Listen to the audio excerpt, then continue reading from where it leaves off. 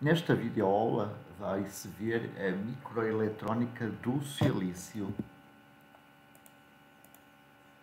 Este é o sumário da aula, portanto vai-se começar por apresentar uma perspectiva histórica, seguindo apresentando a tecnologia CMOS, seguidamente apresentando algumas regras do layout físico, depois apresentando o conceito de célula standard ou célula padrão. Depois vai-se ver aqui alguns exemplos de cálculo de resistências e depois ver o que é a extração de parasitas, terminando com a apresentação dos bonding pads. Bom, a indústria da eletrónica é a que apresenta o maior crescimento observado nos últimos anos. O fabrico de microdispositivos ou microchips com algumas funções lógicas remonta aos anos 60. Nos anos 60, a ideia de integrar mais do que um transistor no mesmo corpo semicondutor era considerada um feito. A ideia de fabricar um microchip era inconcebível e mera fantasia. Bom, os peritos defendiam que um microchip com 20 transistores, para ter probabilidade de funcionamento de 50%, todos os transistores deveriam funcionar com probabilidade de pelo menos 96,59%. Calculado desta forma, que aqui está 50% aqui e aqui os 20 transistores. Claro que as coisas não são bem assim, não é? Mas os peritos, os ditos peritos, usavam, portanto, eles agarravam-se a esta ideia estatística que está dissociada da realidade. Bom, e portanto isso não impediu os avanços verificados, como é o caso dos microprocessadores. Bom, a tecnologia bipolar foi a primeira a surgir, ainda hoje é utilizada para fabricar os dispositivos ME555 e o amplificador operacional Micro A741. Até o início dos anos 80, a tecnologia bipolar impôs-se sobre o CMOS, porque a dopagem era feita em profundidade, ou 3D, por implantação iónica e, portanto, a contaminação das câmaras limpas não comprometia o dispositivo. Nos anos 70, as câmaras não eram suficientemente limpas e uma poeira na superfície do wafer era suficiente para inviabilizar o processo de integração CMOS. Para uma melhor percepção dos dois processos, veja-se seguidamente as projeções em corte da projeção final para um processo bipolar e da projeção final para o caso CMOS. Podemos então observar aqui a projeção em corte, ilustrando a estrutura final de um transistor NPN em tecnologia bipolar, sendo que todo o dispositivo está sobre a superfície do wafer, okay? Tendo aqui somente óxidos de isolamento e ligações metálicas. Okay? Já no caso do CMOS, podemos observar aqui a projeção em corte, ilustrando a estrutura final de um NMOS e de um PMOS em tecnologia CMOS. E, portanto, podemos observar que todas as estruturas são, sobretudo, estruturas à superfície. Principalmente aqui as portas, as camadas de passivação, sendo que as dopagens elas são muito rasas. Portanto, por exemplo, aqui o corpo, o poço N ou NOL, feito sobre o substrato de silício para fabricar o NMOS, reparemos que a sua profundidade vai no máximo até 20 micrômetros. Isto num wafer típico de 525 micrômetros. Isto medido relativamente à superfície. Portanto, podemos concluir que a profundidade de dopagem do NOL, que é a profundidade mais funda, não é? É aproximadamente 3,8% da espessura total do dispositivo.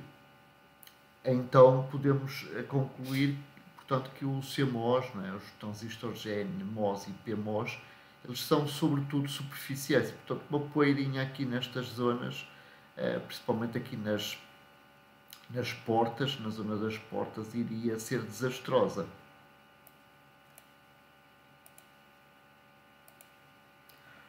Bom, então a tecnologia bipolar continua a ter aplicações em circuitos analógicos e de microondas. Podemos observar aqui alguns circuitos integrados analógicos, não é? E outros circuitos integrados. Aqui podemos observar aqui o esquemático de um 741 e podemos observar então aqui outros circuitos de microondas.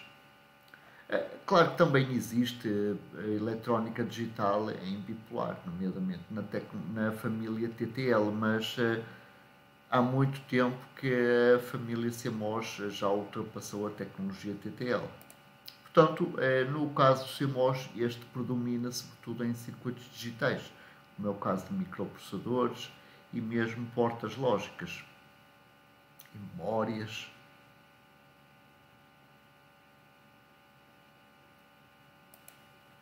Bom, podemos observar aqui um quadro que resume um pouquinho o panorama atual e perspectivas futuras pós 2020. Podemos então observar aqui a verde, a primeira, portanto aqui a azul, portanto nesta circunferência azul, a primeira realização, por exemplo, no caso do transistor bipolar, a sua primeira realização remonta a inícios dos anos 50, sendo que o transistor bipolar de junção foi inventado pelo Shockley, pelo Bardeen e pelo Brattain em 1948. Depois temos aqui a verde, portanto num quadrado verde, o primeiro produto, no caso do bipolar, nos anos 60, sobretudo durante a corrida espacial dos americanos. Depois temos aqui num triângulo amarelo o primeiro produto que, portanto, o primeiro assassino, no bom sentido, que, portanto, em termos de produto no mercado. Então, em meados dos anos 60, temos aqui, então, aqui o primeiro killer, primeiro assassino, portanto, em bipolar, e finalmente temos depois aqui a vermelho a dominância de mercado. Então, o bipolar portanto, domina o mercado a partir dos anos 70. Não nos esqueçamos que nos anos 70 muitos dispositivos eletrónicos, como televisões e rádios, ainda eram a válvulas. E, portanto, nesta altura, no início dos anos 70, as válvulas já estavam claramente em declínio e o bipolar portanto, já dominava o mercado, sendo que já existia também um mercado grande para televisores transistorizados e rádios transistorizados. Bom, nos anos 60 começa a aparecer então temos aqui a primeira realização do MOSFET, tá?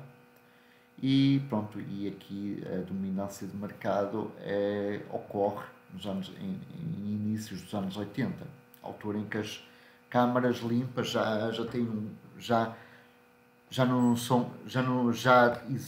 não têm tantos contaminantes e portanto o yield é muito elevado. Bom, entretanto o CMOS domina e o BCMOS domina a partir de meados dos anos 80, quando surgem os computadores pessoais, e depois temos outro tipo de tecnologias que vão surgindo, como o SOI CMOS. Portanto, o SOI CMOS domina o mercado em meados dos anos 2010, em que aqui temos as tecnologias de 28 nanómetros, CMOS de 28 nanómetros, 22 nanómetro, portanto, por exemplo, as tecnologias full depleted de SOI, da TSMC, por exemplo. E pronto, depois temos outras tecnologias mais recentes. E temos aqui outras portanto, circuitos integrados de eletrão único. Ainda só temos aqui produtos, não é? Exemplos de produtos, ainda nem sequer surgiram produtos relevantes para este tipo de tecnologia. Bom, atualmente, a partir dos anos 20, já existem já existe a extensiva utilização de pilhas circuitos integrados, ou chip stacks. Basicamente são circuitos integrados com integração 2,5D, portanto combina diversas tecnologias, não necessariamente coexistentes, em montagens tridimensionais. Bom, vamos ver aqui um exemplo de processo NOL-CMOS de 2 micrômetros. Portanto, este processo trata-se de um exemplo de processo CMOS. Okay? A sua constituição básica, portanto, possui uma camada de polissilício para as portas, 2 camadas de metal para interconexões e permite fabricar circuitos analógicos, digitais e mistos. Podemos observar aqui alguns parâmetros elétricos, comprimento mínimo da porta, portanto, será 2 micrômetros, tal para o N, tanto como para o PMOS. Portanto, aqui se tira então de onde é que vem este 2,0 micrômetros, porque é o comprimento mínimo que se consegue para a porta. A espessura do óxido na gate, tanto para o NMOS como para o PMOS, é 25 nanômetros, portanto, porque eles são as portas, o óxido da porta ele é depositado em simultâneo tanto no N como no P. Temos aqui as tensões de limiares de condução, no caso do PMOS essa tensão é negativa. Depois temos aqui algumas características geométricas, não é? O pitch para os metais, portanto o afastamento para os metais e polissilício. E temos aqui a tensão de alimentação nominal e as correntes de saturação para VDS e VGS igual a 5 V. Bom, que tipos de passivos são oferecidos pela tecnologia? Portanto, condensadores de precisão e altamente lineares, portanto, capacitores, que podem ser realizados usando as camadas metal 1 e polissilício, tá? Portanto, temos aqui metal 1 polissilício, separado por um dióxido de silício, tá? Temos então aqui condensadores de placas paralelas. Podemos ter condensadores metal 1 e metal 2, portanto, aqui a espessura deste óxido é maior, entre os dois metais é maior que a espessura do óxido do metal 1 para o polissilício, né? Portanto temos aqui uma maior capacitância por unidade de área. E pode-se combinar as 3 camadas, metal 2, metal 1 e polissilício. Portanto, o metal 1 é metal, não é? E 1 porque é a primeira camada imediatamente acima do polissilício. Assim, e, portanto, por essa razão, o metal 2 é a segunda camada. É possível também terem-se resistências de precisão, ou resistores, usando polissilício, tiras de polissilício, tiras de, portanto, aqui de material dopado N, ok? Usando, então, aqui, fazendo aqui dopagens N no substrato, ou zonas ativas do tipo P, tá? Fazendo dopagens tipo P, e também resistências de metal 1 e metal 2. Claro que aqui as resistências são mais baixas comparativamente com as resistências aqui de polissilício e de semicondutor dopado. Então podemos observar então aqui 2 exemplos de resistência em polissilício. Bom, se a gente agora juntasse este terminal ali àquele, iríamos ter uma resistência única em que o valor total da resistência seria aproximadamente o dobro, portanto a soma das 2 resistências. Também eu digo aproximadamente porque teríamos também que contabilizar o percurso de ligação deste ponto aqui a este. Bom, é assim, o wafer já pode vir dopado com átomos aceitadores, neste caso boro, e portanto o wafer é de tipo P, e neste caso os NMOS são fabricados diretamente no wafer, fazendo dopagens do tipo P. Os PMOS são fabricados dentro de uma região definida pela máscara NOL, porque para a gente dopar P no substrato P não vai resultar. Então temos primeiro que fazer uma dopagem N, criar uma zona N, uma espécie de substrato N, e depois dopar com portanto com átomos aceitadores. Por outro lado, o wafer também pode vir já dopado com átomos dadores, ou fósforo. O caso anterior é o mais comum. E, portanto, o wafer neste segundo caso, o wafer é tipo N, e, portanto, aqui, ao contrário do caso anterior, os PMOS são fabricados diretamente no wafer, porque o wafer é tipo N, e para fazer o PMOS precisamos de dopagens P. Para termos NMOS, temos primeiro que fabricar uma região definida pela máscara POL, criar o poço P, para depois podermos fazer dopagens N. Bom, em cada passo, diferentes materiais são depositados ou removidos. Portanto, as ferramentas de CAD permitem ver todas as camadas sobrepostas. Exemplos de CADs mais usados é o Tanner Tools e o Cadence. Na sequência litográfica, cada camada é aplicada separadamente. Cada camada requer o uso de uma máscara própria e as limitações de um processo, nomeadamente a resolução mínima e o espaçamento mínimos, são definidos por um conjunto de regras de desenho para o layout físico. Bom, vamos ver aqui a definição do NMOS. Portanto, o MOSFET, então, ele é constituído por porta, dreno e fonte, ou Gate Drain Source. Podemos então observar aqui a fonte, o dreno e aqui a porta em polissilício. Tá? O polissilício está em cima do canal. E além disso, também existe um quarto elétrodo chamado de corpo ou bulk, que liga ao potencial mais baixo. Normalmente esse potencial é a massa, ou os 0 volt. Então aqui neste modelo 3D podemos observar então aqui, colocar aqui em baixo o contacto do corpo que estabelece aqui um potencial no substrato. O NMOS é fabricado diretamente sobre o substrato.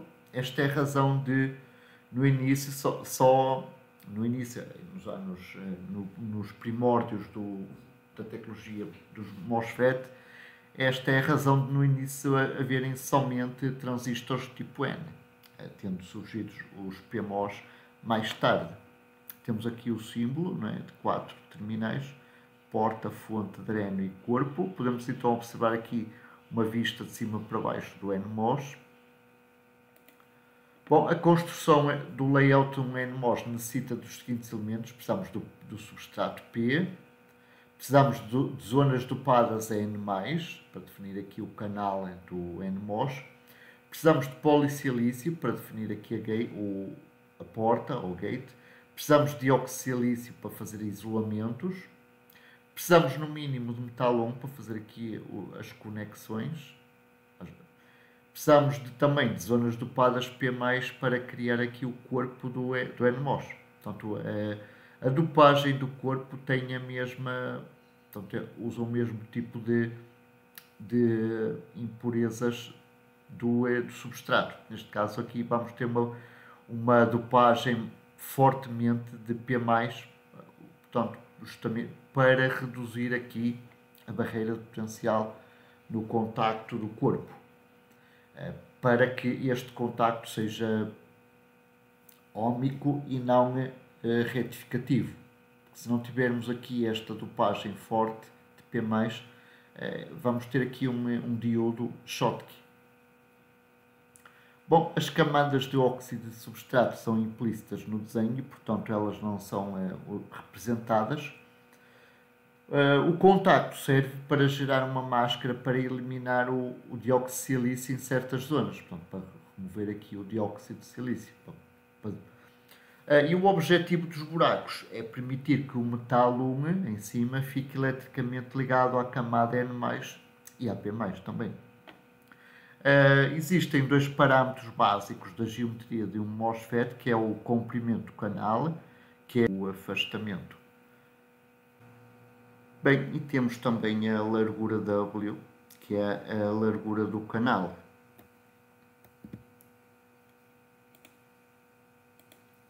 Bom, vendo agora o PMOS, este tem a mesma estrutura geométrica do NMOS, só que as polaridades são invertidas. Dito de outra forma, o que era P+, passa a ser N+, e vice-versa. Portanto, aqui tínhamos N+, agora temos aqui P+. E em baixo tínhamos o corpo, não é? E continuamos a ter o corpo. Agora, para a gente ter aqui P+, num substrato P, a gente tem que criar aqui uma zona tipo N. Portanto, aqui um corpo, o NL, um poço N, o NL. E aqui o corpo, ele deve ligar à alimentação, VDD. Temos então aqui o símbolo de 4 terminais. Okay? Aqui o corpo, a setinha está para fora, antes ela estava para dentro, porque aqui o MOSFET era tipo N, agora ele é tipo P, então ele para ter a seta tem que ficar para fora. Então podemos observar aqui, portanto temos aqui a zona P+, anteriormente tínhamos a zona N+, agora temos aqui o NL também. Então temos aqui a largura, né? Temos aqui a superposição do P+, com o polissilício, isto define a largura, e aqui, isto aqui é o comprimento, que é o afastamento das zonas P+. Antes tínhamos o afastamento das zonas N+. Bom, para construir o layout do PMOS, a gente precisa dos seguintes elementos. Aqui é PMOS. Precisamos do NL, portanto, do poço N, isto tudo que aqui está. Precisamos de zonas dopadas P+, aqui para o PMOS. Precisamos de polissilício para a porta. Precisamos de dioxilício para fazer aqui, promover isolamento. Precisamos de metal 1 para fazer ligações elétricas e precisamos de zonas dopadas N+, pela mesma razão anterior aqui, tem a mesma polaridade do mesmo tipo de material do poço N, mas uma dopagem mais forte para tornar o contacto aqui do corpo um contacto óhmico e não um contacto retificativo. Bom, as máscaras de polissilício e metal-lume são comuns aos dois tipos de MOSFET, fazem as ligações elétricas quando forem integrados nos circuitos e os parâmetros geométricos do PMOS são idênticos aos do NMOS. Portanto, tal como no NMOS, a corrente é proporcional à razão W sobre L. Em conclusão, conclusão geral, então, o NMOS e o PMOS ficam assentes no mesmo substrato, permitindo que se possa fabricar circuitos mais complexos. Bom, vamos começar a ver aqui como é que é o fabrico CMOS, começando aqui, vendo aqui o exemplo da obtenção de um inversor lógico, ok? Então, o inversor ele vai ser construído de cima para baixo. Portanto, o ponto de partida é usar um wafer tipo P como substrato e depositar por cima uma camada de óxido. Aqui no início, o substrato P ele está virgem. Então, em primeiro lugar, vamos crescer por cima do wafer uma camada de óxido. Depois, vamos pegar aqui na máscara NL para criar o poço NL, aqui, por exemplo, aqui nesta zona. Isto é feito em simultâneo para todos os PMOS. Então, após, temos então aqui a nossa máscara NL, que define aqui as zonas de remoção do óxido. Então, após a remoção do óxido acima do NL, temos de fazer o seguinte, implantar ou difundir dopantes do tipo N no wafer exposto. Portanto, aqui dopantes, portanto, fósforo, que são dopantes tipo N. Depois, remover aqui o restante óxido. E, portanto, é neste passo de fabrico que é definida a localização de todos os transistores. Neste caso, os transistores P e, nos outros lados, não é, os transistores N. Portanto, o que não é P é N. E o isolamento é realizado pela próxima colocação de dióxido de silício. Ora bom, agora vamos ver o caso da máscara NL invertida, ou NWI. Portanto, aqui a gente tem aqui então a máscara NL invertida. Tá? Ela na prática ela não é usada. Portanto, então aqui o próximo passo é dopar com P+, ok? Para aumentar a tensão limiar de condução aqui nas zonas de campo. Esta dopagem é feita com o intuito de garantir o isolamento entre os MOSFETs, que vão ficar aqui, e evitar a criação de canais indesejáveis de condução aqui dentro do microdispositivo. Tá? Então, o que se vai fazer agora é depositar, entre aspas, o óxido locus. Ele na realidade não é depositado, ele é crescido por oxidação térmica, ok? Então a gente vai colocar aqui nitreto e depois vai colocar o wafer dentro de um forno, injetar oxigênio, aquecer e aqui o oxigênio vai reagir com o silício e crescer então aqui uma fina camada de dióxido de silício.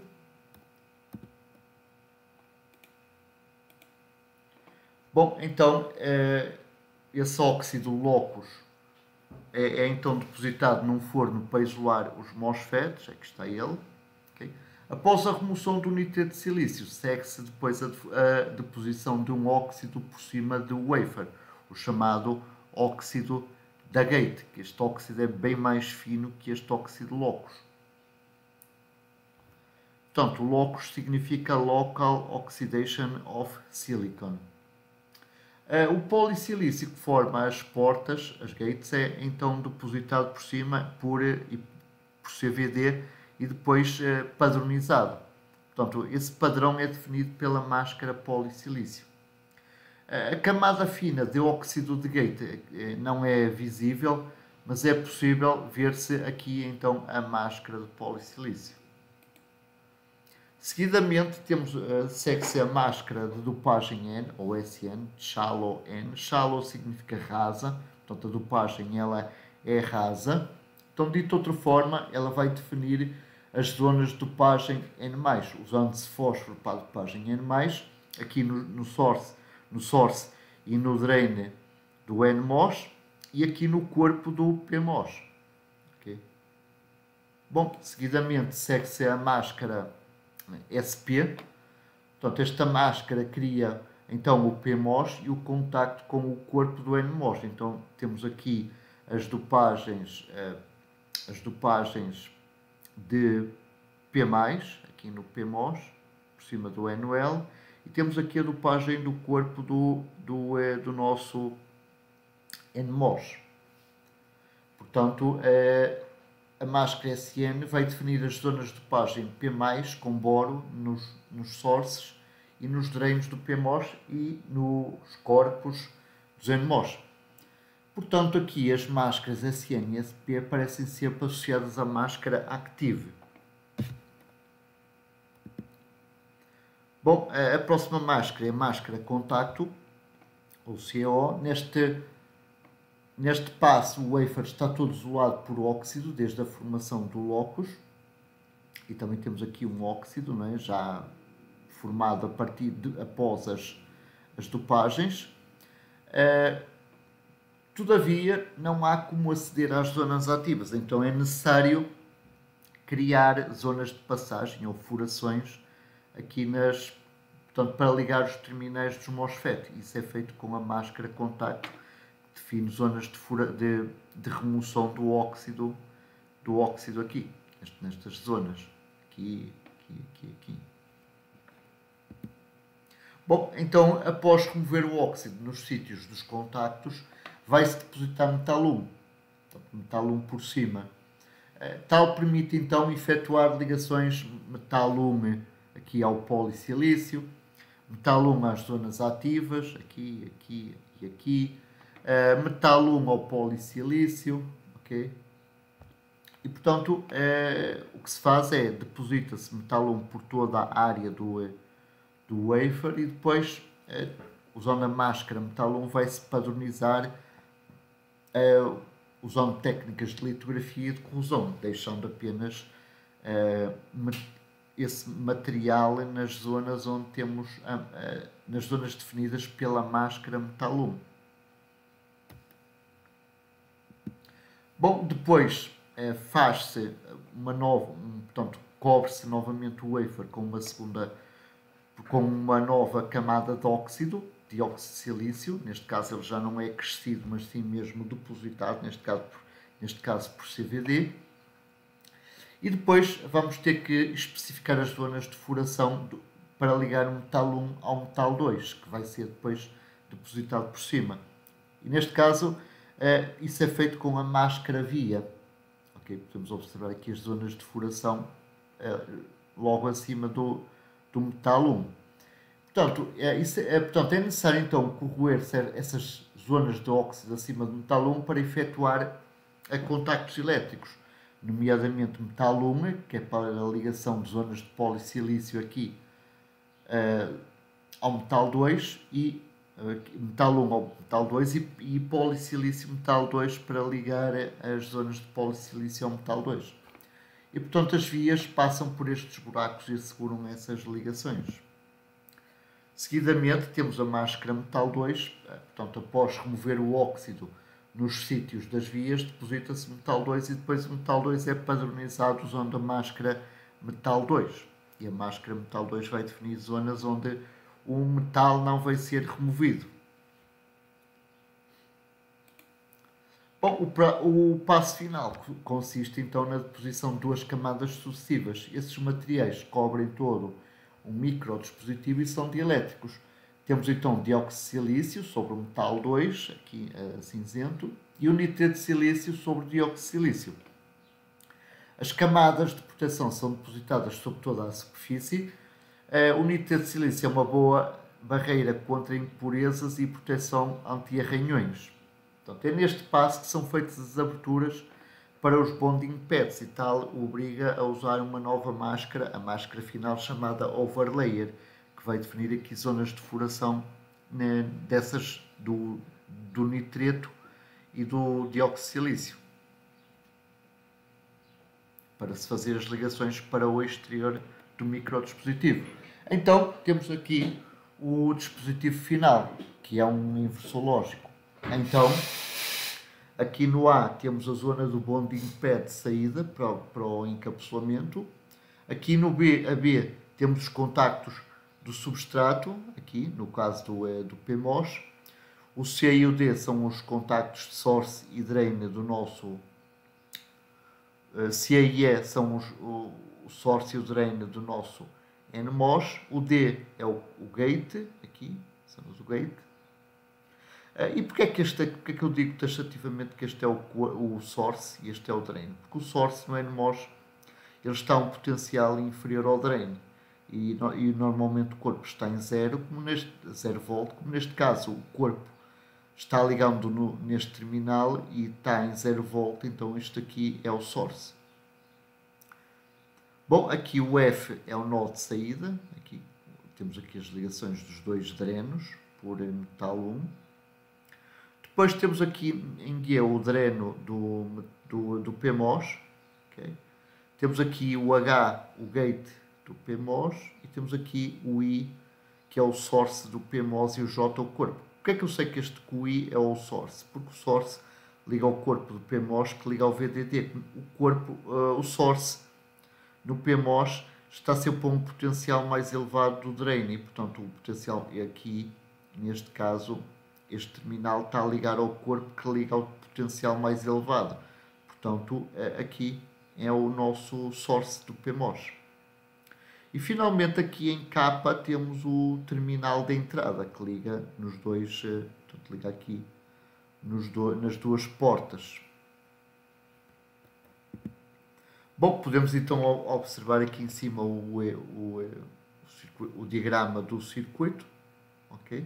Podemos então observar aqui os corpos, o corpo do PMOS ligando ao VDD, o corpo do NMOS ligando à massa.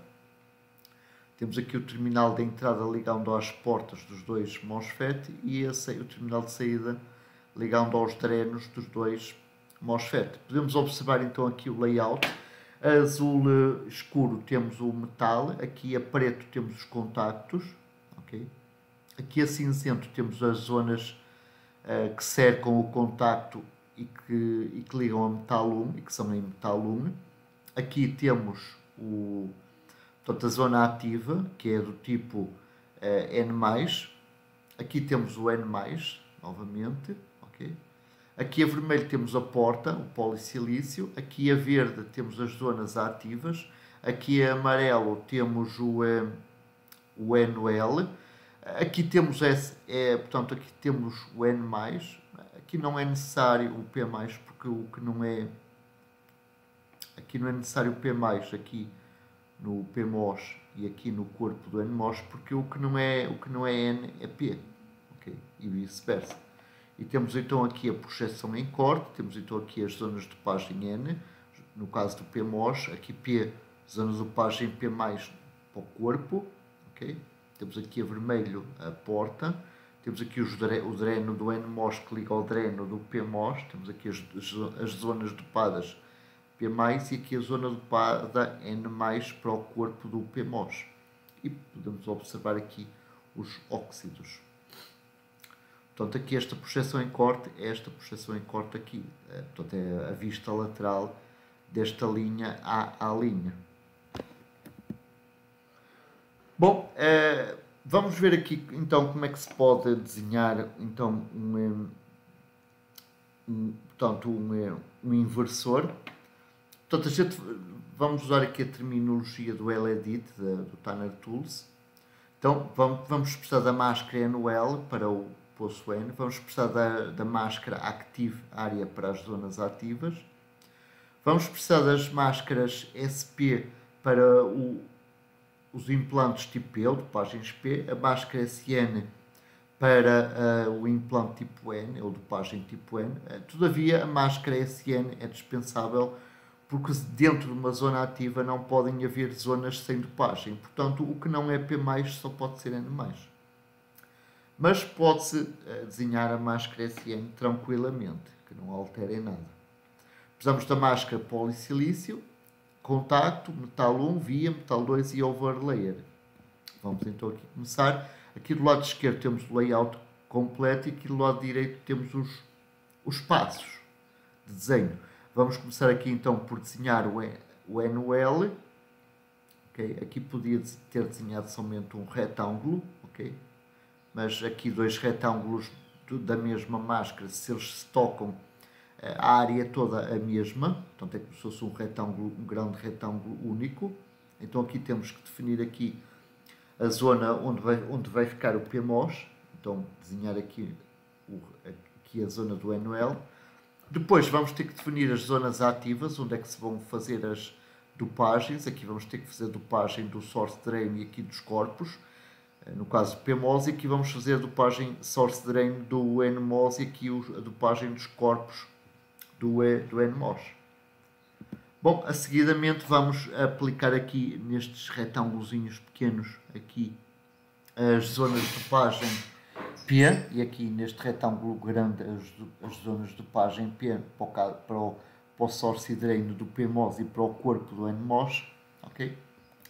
Seguidamente temos agora a máscara SN. Agora, onde é que está a máscara SN? Foi dito anteriormente que aqui temos uma zona ativa, não é? Se não tem máscara SP, dizer que é uma dopagem tipo P, então o que não é boi é vaca, ok? Então aqui isto tem que ser uma dopagem tipo N. Bom, aqui não aparece a máscara, mas ela pode ser desenhada aqui para definir o source drain do Nmos e o corpo do Pmos. Ok, não alterem nada na Foundry, as zonas ativas sem máscara de implante S ou N são consideradas N+.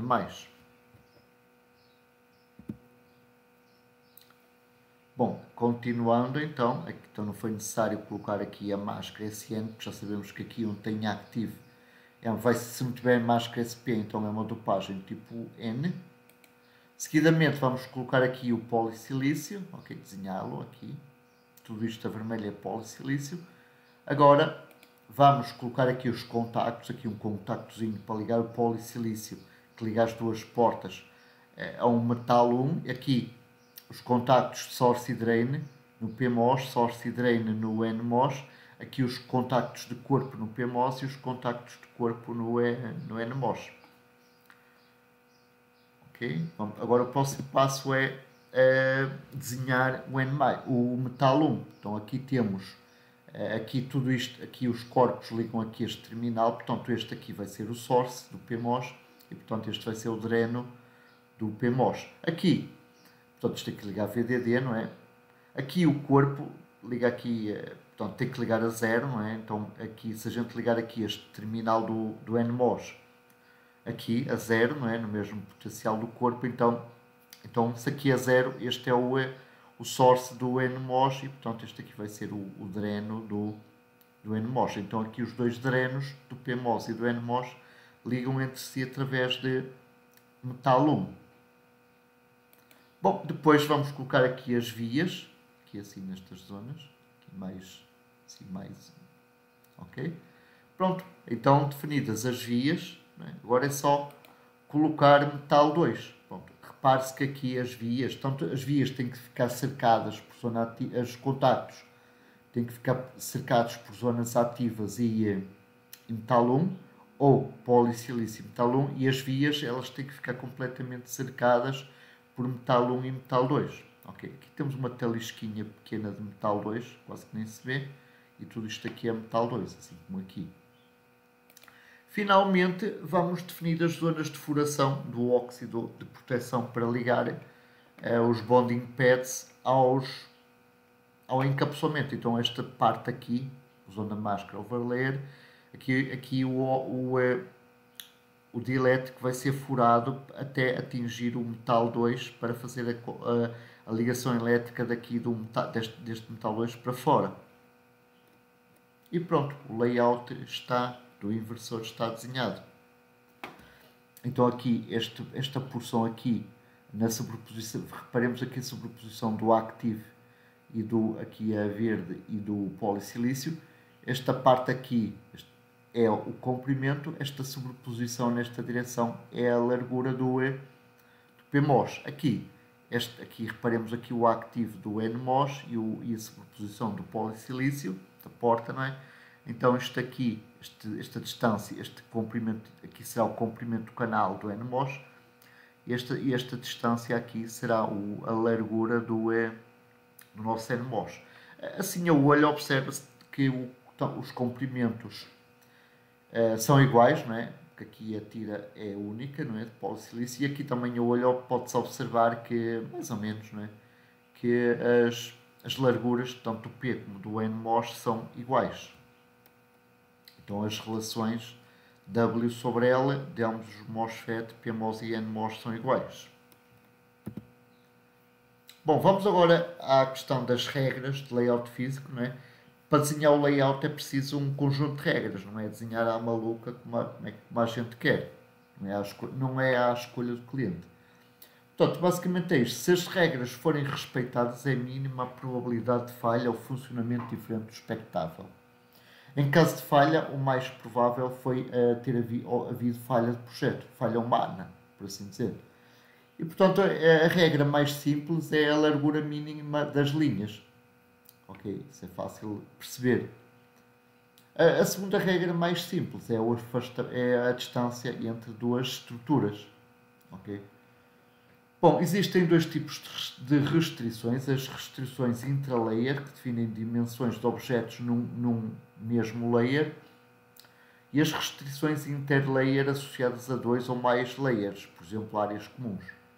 Podemos observar aqui alguns exemplos de restrições intra-layer, portanto, no mesmo layer. Aqui, a largura mínima, afastamentos mínimos, ok? Podemos observar aqui NOL, Active, SN, OSP, furo, metal 1, metal 2, polissilício. Então aqui temos afastamentos mínimos e larguras mínimas. Repare-se que, por exemplo, a largura mínima do NOL não é necessariamente a mesma da largura mínima do metal 1, assim como os espaçamentos. Bom, as restrições interlayer, ao contrário das restrições intralayer, exigem grande esforço mental devido ao número simultâneo de layers. E dividem-se em dois subgrupos. As regras dos transistores, por exemplo, aqui região ativa e polissilício, tá? Então aqui o F, aqui temos aqui a interseção, não é? Então o F será a nossa largura, e aqui o D será o comprimento do nosso transistor, do canal do transistor. Okay? E também existem, então temos aqui as regras dos transistores, e também existem regras dos contactos e das vias, que são as outras, que não são regras do transistor, nomeadamente aqui o NOL.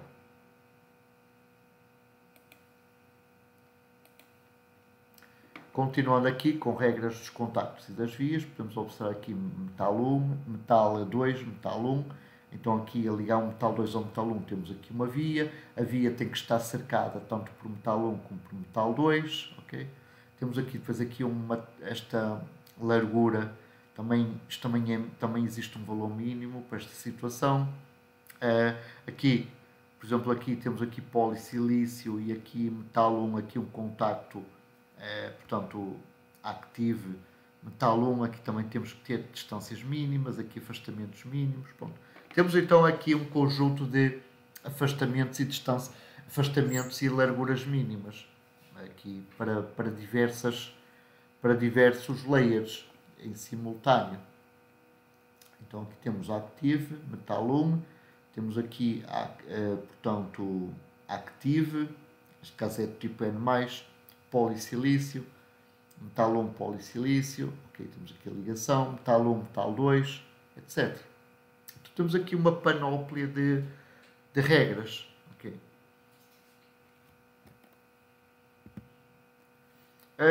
Como é que a gente faz para ver se o desenho está correto? Temos que executar uma ferramenta chamada DRC, ou Design Rule Check. O DRC confirma automaticamente se o layout desenhado respeita as regras todas.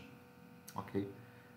Por exemplo, aqui temos uma violação em que ele diz que o espaçamento polissilício é menor que uma locator unit. Aqui neste caso, aqui assim. Ora bom, o que é um locator unit? A gente pode ter isto expresso diretamente na unidade, normalmente é micrómetro ou nanómetro, não é? Ou locator units. As locator units permitem fazer scalings. Basicamente é isso. Bom, passando agora ao conceito de célula standard. As células standard são úteis em layouts densos, nomeadamente projeto VLSI, mas que sejam expeditos. Portanto, podem incluir uma diversidade grande de elementos replicáveis, nomeadamente circuitos lógicos simples, denominados de portas, flip-flops, unidades lógicas e aritméticas de maior complexidade e outros elementos de maior complexidade. Portanto, basicamente é ter as células e fazer copy-paste. Vantagens: estarem disponíveis em bibliotecas prontas a usar e conhecida a estrutura do microdispositivo, o microchip, é só posicionar os elementos. Bem, não é bem assim, mas é quase. Okay? Temos aqui alguns exemplos de células standard. Temos aqui o inversor lógico, temos aqui o P e aqui o NMOS. Okay? Temos aqui o NAND de duas entradas, neste caso ele usa 2 PMOS e 2 NMOS. Temos aqui o NOR de duas entradas, ele usa 2 PMOS e 2 NMOS também, mas ligados de forma diferente do NAND de duas entradas. Isso é matéria para sistemas digitais, não para esta videoaula. E temos aqui o desenho, o layout físico de um flip-flop tipo D. Ele contém aqui em cima PMOSes e NMOSes em baixo. Pronto, depois tem aqui ligações em polissilício, em metal 1, em metal 2, etc. Portanto, tudo isto que aqui está é um flip-flop tipo D. Portanto, agora é só, se a gente quiser fazer, por exemplo, um circuito sequencial baseado em flip-flops, é só pegar neste desenho aqui e começar a copiar e colar e combinar com inversores NANDs e NORs e temos o layout final do nosso circuito digital que a gente pretende obter. Repare-se aqui uma coisa interessante, aqui os rails de alimentação VDD 0V, eles estão todos à mesma distância. Bom, isso permite que a gente possa então encaixar células umas ao lado das outras. Vamos ver aqui o exemplo de um oscilador em anel usando células standard do inversor lógico. Neste caso vamos precisar de 5 inversores lógicos, tá? E fazer estas ligações que aqui estão. Então, na primeira fase, vamos posicionar as células. Aqui elas estão propositadamente afastadas para ser mais fácil observar esse conceito. Okay? Na realidade, é que as células elas encostam-se umas nas outras. Tá? Então, posicionamos as células, repare-se. Agora vamos a fazer aqui as ligações. Começando aqui pela colocação dos rails de alimentação VDD em cima e massa em baixo. Portanto, fazendo aqui uma única tira em cima e em baixo, temos aqui já as 5 células alimentadas com VDD e massa. Seguidamente, a fase seguinte é fazer aqui as ligações. Okay? Então vamos fazer as ligações de inversores sucessivos em metal 1. Então a saída do primeiro ligar a entrada do segundo e sucessivamente, exceto aqui no fim, em que a entrada do último tem que ligar na entrada do primeiro, mas não pode ser feita com metal 1. Então o que é que vamos fazer? Vamos desenhar aqui uma tira de metal 1 por cima, ok? Porque aqui vai passar metal 1, não é? Então não podemos deixar que esta tira de alimentação VDD vá tocar nesta tira de cima, de routing, não é? Então teremos em primeiro lugar que desenhar aqui duas tiras de metal 2, que vou fazer a ligação deste metal 1 a este metal 1 por intermédio deste por cima, ok? Agora vamos colocar as vias para ligar o metal, desenhar a via para ligar o metal 1 ao metal 2, aqui 4 vias, então.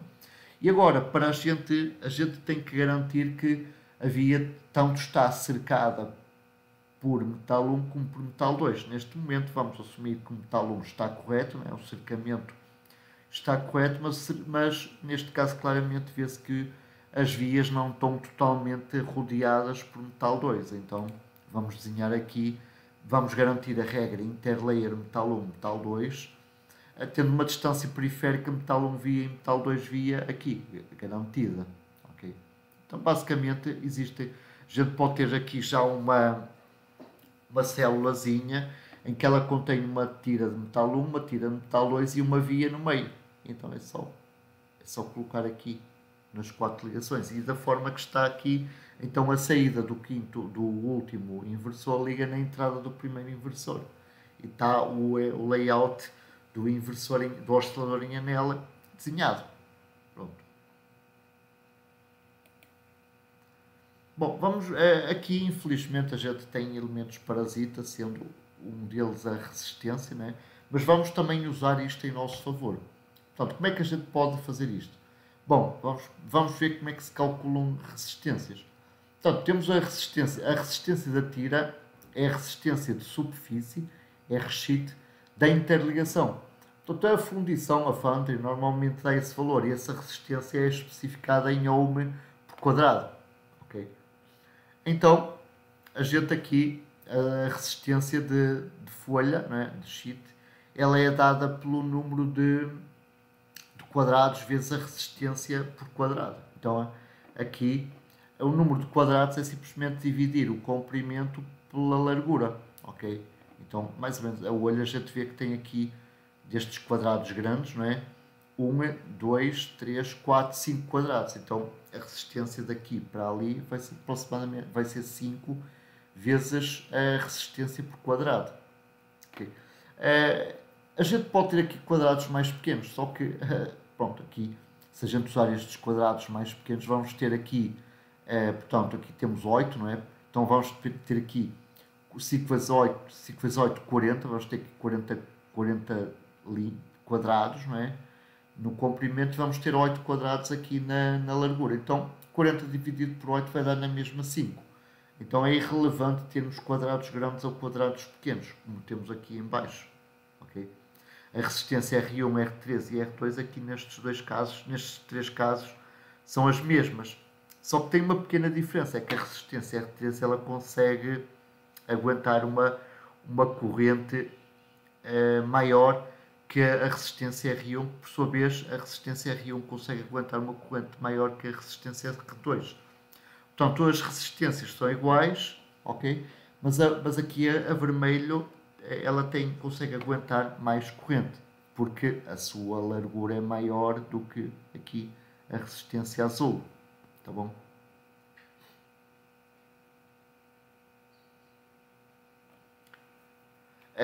De qualquer forma, se aqui as tensões, se elas forem as mesmas, não é? As correntes são iguais.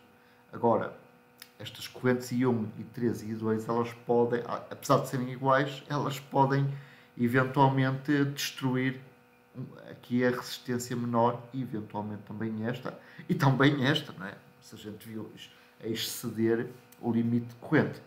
Então, da forma que aqui está, se estas tensões forem iguais, as correntes I1, I2 e I3 são iguais também. Bom, quando a gente está a desenhar um circuito, a gente infelizmente vai ter capacitâncias e resistências parasita. Então é necessário extrair esses elementos parasita para ressimular o circuito contabilizando esses parasitas. Então, para fazer isso, a extração dos elementos parasitas é conhecida como PEX e, portanto, é o cálculo dos elementos parasitas presentes nos dispositivos e conexões. Temos capacidades parasitas, resistências parasitas e indutâncias parasitas. Eles são conhecidos como elementos parasitas. O propósito da extração dos elementos parasitas é criar com exatidão um modelo analógico do circuito eletrónico para fazer simulações detalhadas e para emular os comportamentos analógico e digital. Em circuitos digitais, as respostas são frequentemente usadas para construir, completar bases de dados para o cálculo de atrasos de sinais e comportamentos em carga, nomeadamente análise temporal, análise de potência, simulação de circuitos e análise de integridade dos sinais. Enquanto que em circuitos analógicos as simulações são frequentemente executadas em bancas de teste ou test bench para verificar se os elementos extraídos alteram as especificações.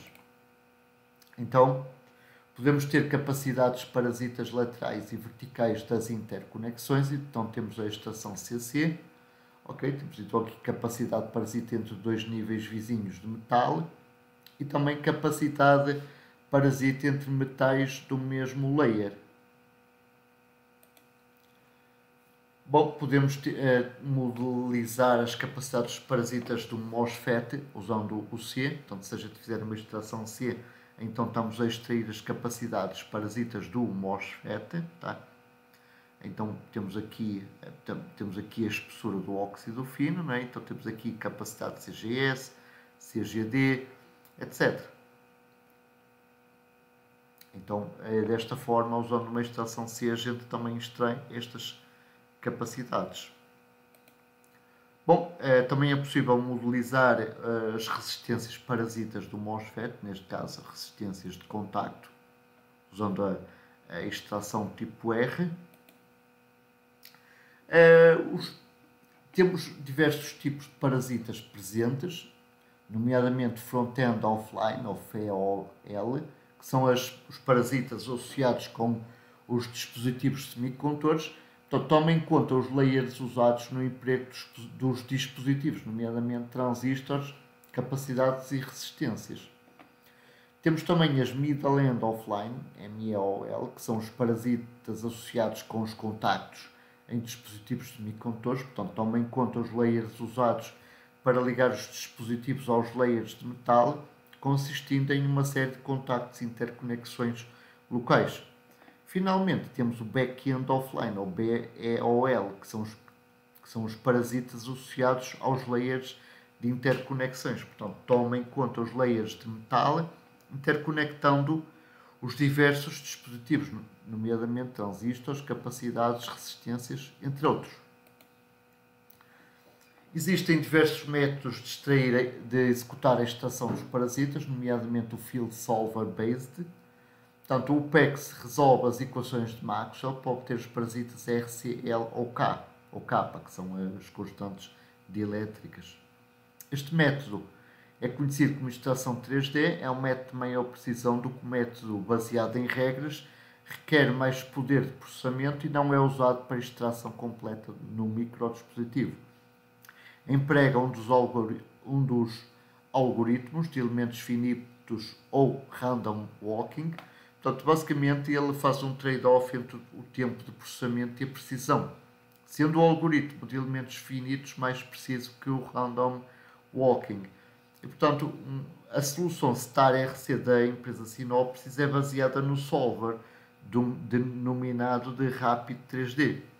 Então temos aqui o fluxo de extração em um método baseado em Field Solver. Bom, também existe um método Rule-Based, que é baseado em regras, em que o PEX usa uma lookup table para extrair os parasitas R, I ou C ou CC. Este método é conhecido como extração 2,5D, pode ser usado para a extração completa no microdispositivo. O PEX do calibre da empresa Mentor Graphics é baseado em regras. Então temos aqui, aqui representado o fluxo de extração em um método baseado em regras.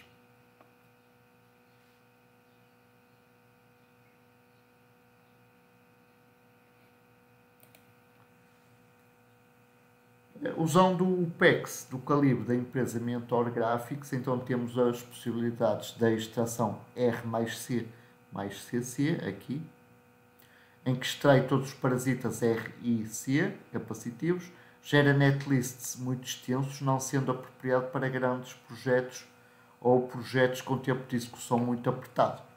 Temos também a opção de extração R mais C, que usa um modelo concentrado de LAM, portanto, modelo concentrado, muito razoáveis em números de elementos e precisão.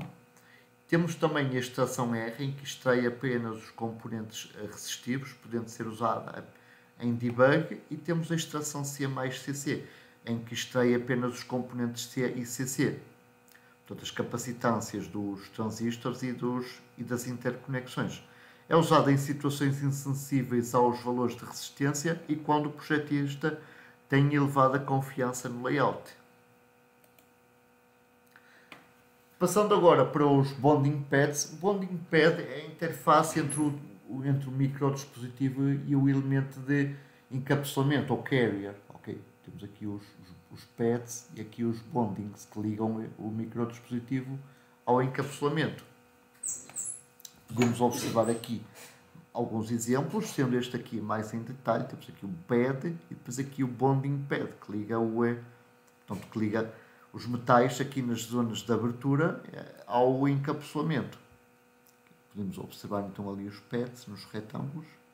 Aqui estes não têm bonding pads, só estes é que têm wire bondings. Então, todos eles têm o bonding pads, mas só estes bonding pads é que têm o wire bondings. Portanto, note-se que aqui estes metais, neste caso o último metal, ele está exposto ao ar. E aqui nestas zonas, aqui, por exemplo, aquela cruz, ela é feita neste mesmo material. Só que ela está numa cor diferente porque o metal está coberto pela camada de passivação e, portanto, altera um pouco a visualização. Portanto, a cruz ela não está exposta ao ar. Aqui estes retângulos estão. Portanto, aqui há um fio então que liga fisicamente o bonding pad ao pino ao pino correspondente. Então, após o fabrico, toda a área de microchips já sabemos que fica coberta por nitrato de silício e por dióxido de silício. Esta camada, então, já sabemos que se designa de camada de passivação e protege os circuitos de impurezas e arranhões. Então, podemos observar aqui no caso, portanto, temos aqui o metal 2 de lado e aqui o isolante e aqui o topo do chip. Então, temos aqui o layout, aqui por exemplo um NOL e aqui o metal, tá? Agora, para a gente poder aceder aqui eletricamente a esta parte de metal 2, temos que remover o dielétrico aqui, em cima. Então vamos definir aqui um quadrado, que é a área útil, portanto, usando a máscara overlayer, em que ela define aqui uma zona de furação na camada de overlayer. Então temos aqui a furação e temos aqui o metal exposto para poder ficar acessível. Okay? Então isto aqui é a camada, portanto, este retângulo em overlayer define-nos a área útil do bonding pad. Okay? Aqui este quadrado interior tem que ser um pouquinho menor que o quadrado exterior em metal 2, justamente porque aqui a gente não vai ter uma transição vertical, mas sim uma transição portanto, suave.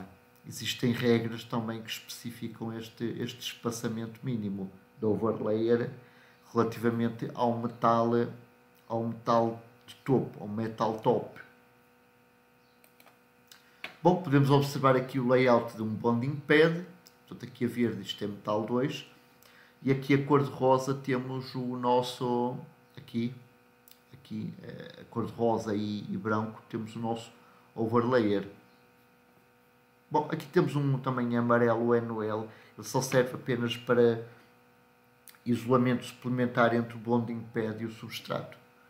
Aqui também temos o pad, o bonding pad, rodeado por dois anéis metálicos, um ligado a VDD, um aqui ligado a VDD e outro ligado à massa, para minimizar acoplamentos parasita entre pads, contíguos.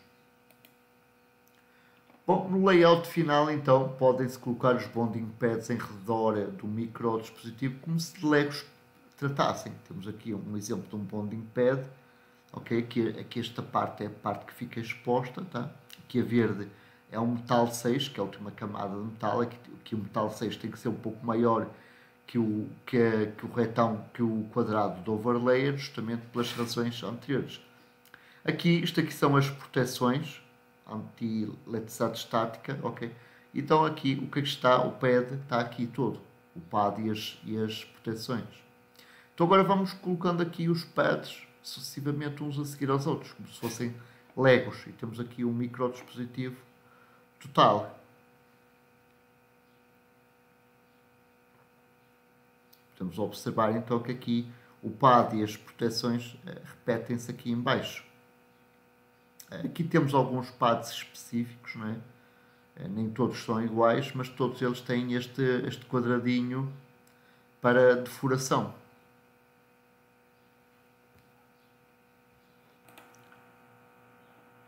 E pronto, temos então aqui o layout final do microdispositivo completo, tá?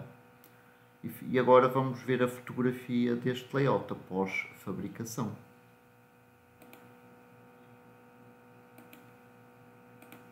Aqui está a fotografia, podemos então observar aqui a artwork, aqui os nomes dos projetistas, aqui o símbolo da universidade, aqui mais bonequinhos, okay, e aqui temos então os pads em metal 6. Okay. Aqui reparemos aqui estas estruturas assim amareladas, okay, elas são no mesmo, também são em metal 6, só que elas aqui estão protegidas pela camada de overlayer e aqui a camada de overlayer está furada e portanto aqui estes quadrados em metal 6 estão expostos para permitir ligações elétricas para o encapsulamento.